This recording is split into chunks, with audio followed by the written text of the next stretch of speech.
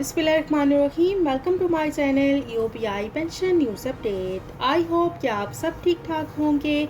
आज का हमारा टॉपिक है EOPI पेंशन के हवाले से ब्रेकिंग न्यूज़ अपडेट। टॉपिक की जाने पढ़ने से पहले आपसे गुजारिश है कि अगर आप चैनल पर नए हैं तो चैनल को सब्सक्राइब कर लें ताकि सरकारी मुलाजमीन और पेंशनर्स के हवाले से आने वाली हर न्यूज़ अपडेट से आपको बाखबर रखा जा सके।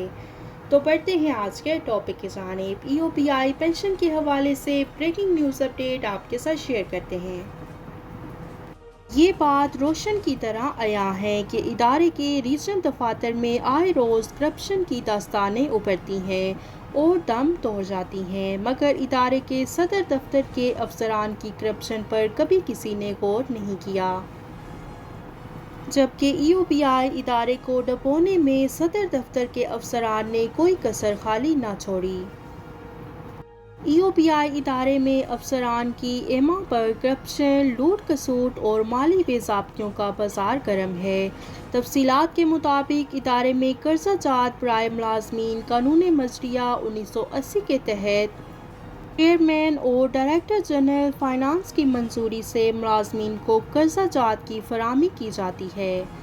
याद रहे कि गुज़श्ता इतवार 2010 ता 2013 में ज़फ़र इकबाल गोंदल नामी साबका चेयरमैन ने अगरचे बोर्ड ऑफ ट्रस्टीज की मंजूरी से कार और लैपटॉप के लिए कर्जा जात फराहम किए थे, मगर AGPA ने दौरान ऑडिट इंकशाफ किया था कि ये कर्जा जात चूँकि कवानीन मजरिया 1980 की खिलाफ वर्जी पर फराहम किए गए हैं, लिहाजा ये गैर कानूनी हैं और इनको फिलफौर रिकवर किया जाए। बाद DAC और PAC की हदायत की रोशनी में इन गैर कानूनी कर्जा जात से लुत्फ़अंदोज़ होने वाले साबका मुलाजमीन पर तो सिंध हाई कोर्ट में न सिर्फ केस फाइल किया गया बल्कि FIR भी दर्ज करवाई गई।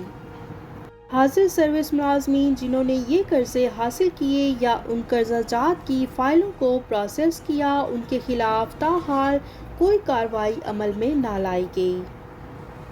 तो ये थी EOPI पेंशन के हवाले से ब्रेकिंग न्यूज़ अपडेट जो कि आपके साथ शेयर की गई। आई होप कि वीडियो आपको पसंद आई होगी, तो वीडियो को लाइक कर लें। अगर आप चैनल पर नए हैं तो चैनल को सब्सक्राइब कर लें ताकि सरकारी मुलाजमीन और पेंशनर्स के हवाले से आने वाली हर न्यूज़ अपडेट से आपको बाखबर रखा जा सके। मिलते हैं नेक्स्ट वीडियो में, तब तक के लिए टेक केयर, अल्लाह हाफिज़, अल्लाह निगहबान।